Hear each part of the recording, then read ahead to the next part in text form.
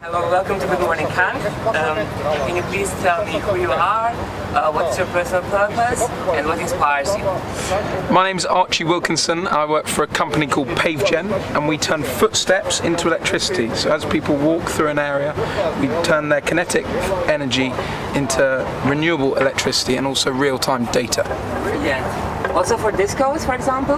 Discos, possibly. We have done a disco in America with Sunglass Hut, where we roadshowed it around the States. So yeah, you could have a can or gutter bar dance floor where people are dancing and they're powering the red lights along the Croisette.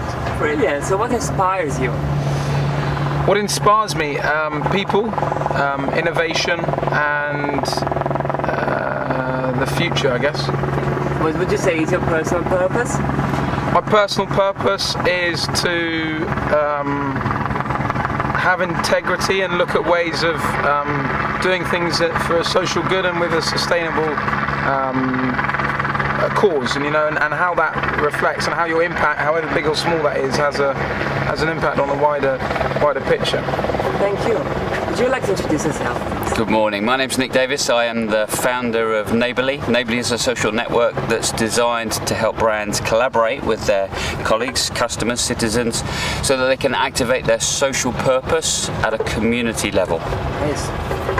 What inspires you? What drives you? What inspires me? So what inspires me is the way business is changing and moving to take a leadership role in the future of society. Mm-hmm. I think there really is a win-win opportunity for businesses that take the lead and actually help society empower and enact some of the ideas that we all have locally in the communities where we live, but we don't really know where to start, and I find that quite inspiring. Yeah, you're just looking for new ways always to adapt and to create and connect people, businesses, communities. It's all about ideas. It's always been about ideas, particularly in a place like Cannes, and making those connections to just get things moving faster with some brilliant creativity and leadership from great brands and agencies, I think is a real opportunity for people, for society, for the future. So what have you seen in Cannes until now that really inspired you or moved you in a personal way? So we're both in the innovation space. I'm a Foundry 50 company. Are you as well? Yes, of course you are. I assume we are in there with them. So we are there side by side. And many of those 50 companies are there bringing brilliant connecting technology, really powerful social impact ideas.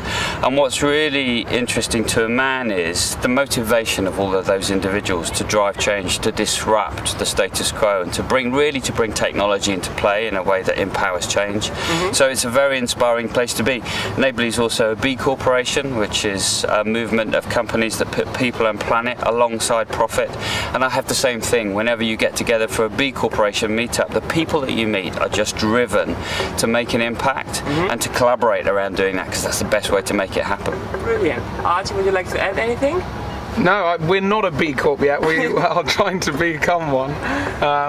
But yeah, just here with Unilever, so they obviously serve a third of the world in terms of their products. And when Paul Polman joined, how he shifted, the whole purpose and cut quarterly reports and focused and said, right, we're going to be sustainably source all our products by 2025, and we're going to double our revenue in that time. And when their share price nosedived 27% in 3 months, and now it is the big brands. So I guess it's working with the small companies here and actually wider picture with a large corporation such as Unilever is changing the way in which we work. I think what's interesting about this whole purpose piece and the conversations that are happening in many of the global brands is the increasing data and evidence to say purpose is good for business. And I think many of the conversations that I'm having, that you're having here, around organisations that have been trying to activate a mission, a movement, a fight, something to stand for a while, but it's really starting to translate into action now, and I think that's something I'm really picking up in the conversations I'm having here this year. Is we've stated our mission, we know what we stand for, our staff are starting to believe that actually they're empowered to activate their own ideas. Now let's turn it into real action, let's make things happen, and that's new this year for me. Speaking of action, can you give examples of products where we can already see your impact? Of products Sorry, say that. From your product range, where we can see this social impact. Okay, so for Neighbourly, we've done some really interesting work with Marks and Spencer's, where they've connected every single store to a local community project that store has chosen. So they can now do a Charity of the Year type campaign, very much owned by the local staff. Projects that they can volunteer for, raise a little bit of money for, and that ownership means that those volunteer days that they are offered are used to a far greater extent, because people feel that they really choose to make that contribution. But they've also connected every store to a food surplus charity, so they can connect food surplus at the end of the day. That's all wonderful, but that's almost a commoditized transaction. The really groundbreaking things are things like their Spark Something Good campaign idea, where they're going to 24 cities in 24 months, and what they want to do is to activate that city to be the catalyst to a much greater social awareness of what we can all do when we get together. So by backing 24 projects in a city in 7 days and sending out 4 staff volunteers to go and clean the beach, but asking if another 46 customers want to come and join in, that's exponential impact. 83,000 staff volunteers is a big number, but 34 million customers motivated to join in is something else. Really? That's where Neighbourly's really starting to drive exponential change. And you build that, the brand builds a further conversation with the consumer, which only strengthens the relationship. Completely, and it's so powerful reputationally. So this is all about storytelling. Storytelling inspires more great projects to come. It gives brands confidence to do more storytelling with data attached. But if you take some of those stories and, let's say, put that in your Facebook channel with a little bit of a paid shove, you'll get the views that you might expect. But what seems to go off the scale is sentiment, because when you do something authentic and real, the consumer, the citizen, can do nothing other than say, respect. I really respect what you've done. That has genuinely shifted my perception of you as a brand and as an organisation. And in these days of brand saturation and those difficulties in standing out, authenticity, I think, is the real marker now for how brands are going to differentiate in the next 5 to 10 years. So for the brands who have recently found their purpose, how is it possible to show their authenticity to their customers? So we did a project with Shell in Rio, where we installed our tiles into a favela, and when as the people and the players play around the pitch, it helps to power the lights. And this was the global head of comms, Milena, and she said, right, this was all part of their Make the Future campaign, and off the back of this, we launched this pitch. 198 broadcasters turned up, and they went from 2% engagement on their social channels to uplift of 24% positive engagement. Off the bay, then have built a subsequent pitch in Nigeria, which launched early this year, and they've tied this in, and this was all part of their Make the Future campaign. And last week, the CEO of Shell sent an internal email to all their employees, which said, right, our whole brand purpose is now shifting. And our purpose is let's make the future. So that's a way in which we as Paveton have sort of helped enable a huge company, with 43,000 real estate sites across the world, to then actually change the whole way they pivot their business model and actually think long term. And then that then inspires, and from the way down to every employee knows where they are. So if I pick that story up in the way that we could collaborate to make that brilliant idea come to life in communities far and wide, you've empowered and excited employees to think about how they could get involved in this campaign idea. But for wherever their office location is, let's say in the UK, that's a project in Rio. How do you take that idea and make it real in the disadvantaged communities across the UK, for example, where an installation might be a financial stretch, but there may be ways to adapt that idea, to work collaboratively with communities to say, if you're a community that has got a football pitch that needs some renovation and support, we'd like to activate that with some volunteering, perhaps a bit of funding as an extension of the big campaign idea. And that's where you really move purpose into active purpose and really start to drive change. Yeah. Well, let's do that. It's cool. Let's do that. Yeah, let's do that. Done. We got to go back to them soon. So for the other brands which are still looking for their purpose, what is a good place to start? at the beginning. Yeah. So many brands that, and you know, I feel at this point I'm probably teaching a lot of people to suck eggs, but for many brands, if you deconstruct and go back to the founding principles of where that brand came from, particularly if it's a legacy brand that's, you know, 60, 70, 80 years old, usually those brands were started with purpose very much in mind. And perhaps through commercial pressures, that's just been lost a little along the way, and I think many brands are trying to find ways to reactivate that, get back to their authentic roots and pull those forward. If you're having to work harder than that, that's tricky. You know, there are certain brands I think that it's easier for than others. You can't make up. You can choose your fight, and I think if you can find aspects and values within your brand that align you to that fight, to that mission, that's cool. But it's got to be authentic, because if it in any way looks contrived, it won't fly. Yeah, and it's simple to understand as well. We were at Founders Forum last week, and there's a gentleman there speaking called McNamara, and he is the boss man of a company called Flex. They employ 200,000 people, and he had to do a recent talk on culture, and he did the same presentation that he did 25 years ago. Wow. And he said, fundamentally, markets change, pivots, trends, new ideas, technology, acquisitions. That is a constant changing. But you have to have the culture from the start, from the off, that's in place that everyone understands. And he told quite a funny story of when he acquired a company that employed 50,000 people, and he sat down with the president of this company, and the president said to him, right, Mike, how are we going to embed the culture into the thing? He said, we're not, you're out.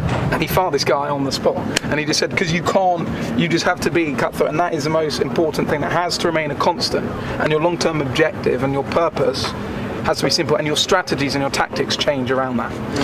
I think that's a really good story, because I suppose it underlines the fact that purpose takes time. You can't switch it on. If you listen to Patagonia, I was fortunate enough to hear Rick Ridgway from Patagonia speak a few weeks ago. And what you realise is, in 25 years of running their business the right way, they have story after story after story where they've been tested and where they've had to make principled decisions that perhaps fly in the face of a sales opportunity. And what that's done is it's created an environment where staff absolutely know that the business has got their back when they choose to make the right choice. You can't switch that on in a company that's trying to activate purpose, because it just takes time to soak through the organisation and become part of the fabric of the business and the culture.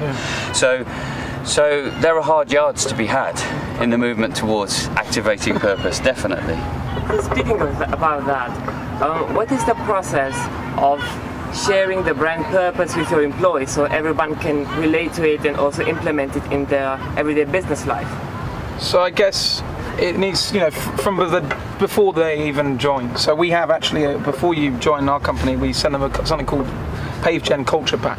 So they join, and they're already excited, hopefully, and then it sort of clears, it outlines what we are, where we're going, and why we do what we do. And in there they understand it, but it's not okay. That's fine, but you then need to sort of constantly curate that. It doesn't just stop there. And we have a Friday morning meeting where we literally just sit down and we just have an open discussion, and there's a different topic. There's usually a slight agenda every week, but it's completely open. And there's no, you can say whatever you want, and it's a way in which, identifying that and talking about those things, is identified. And I read actually that Twitter still do the same thing at 4:30 every Friday afternoon as well, still. So they have this same sort of thing where the culture and that networking and that just bonding time, whatever it may be, is important.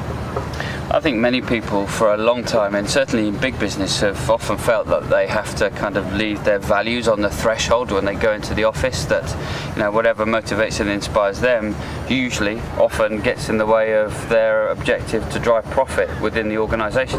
That's not acceptable certainly to millennials today. They're not prepared to make that compromise, and actually that's filtering through the entire ecosystem.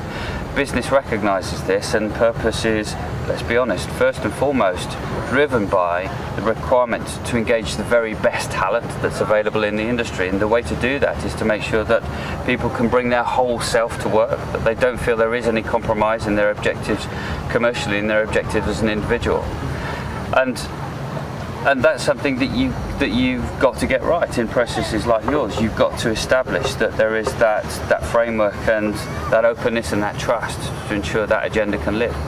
Speaking of profits, a lot of brands really make their decisions based on profits or return on investment. So maybe to establish social change or social impact, we need a metric across the entire industry for everyone to relate to. So I kind of disagree with the first part of that. That's a sort of old mindset, in my view. And actually, PwC, touching on what Nick said, is they did a report last week, which is about, they reviewed millennials, and they looked at three things. They said, do you want a brand that is focused on money, building a brand, or social good? And everyone was like social good. And if you have to survive as a business, if you're not thinking about the purpose if you have to be now over the purpose over the profit, and if you're not, in my view, you're not going to be here in 5 years time, 10 years time. It has to be the fundamental thing. So actually, yes, obviously you can't, we have to make money, but putting the purpose at the front of that is the most important thing, and that will enable more things. We don't do business together because the numbers don't add up or whatever. We do it because we share a common cause, and when you buy a product, you believe in that brand or that, and so that is the bigger picture. Good news is that actually the data is really starting to evidence the win-win-win, that increasingly the data is there to validate that businesses that do the right thing usually do well. And that's the other piece of good news, is that really is filtering up into the investor space now. And many people are still quite disparaging about the investment community, but I think that's misplaced. Every time I've had a conversation, investors typically say, we get it, we believe it, but we just need more data. There isn't enough. That you bring the evidence and we will make the right investment decisions behind the business's driving purpose forward. We just need the data. So I think more and more it's upon startups, disruptive startups like us, to find that data, to prove the business case and show that actually there is value in doing the right thing. Cool.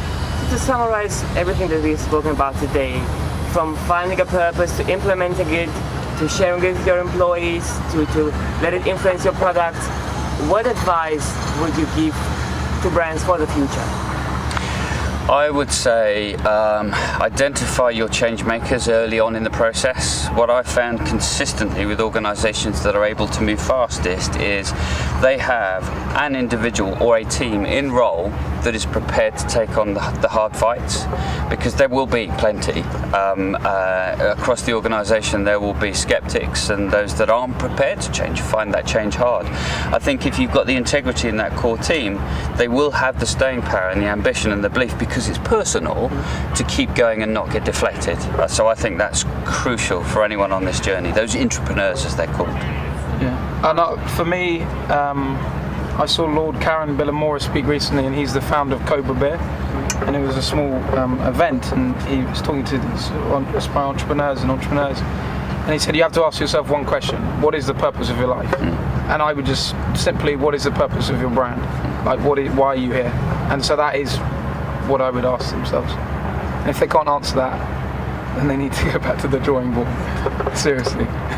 Brilliant. Thank you very much. Thank you for having me. Cheers, thank you.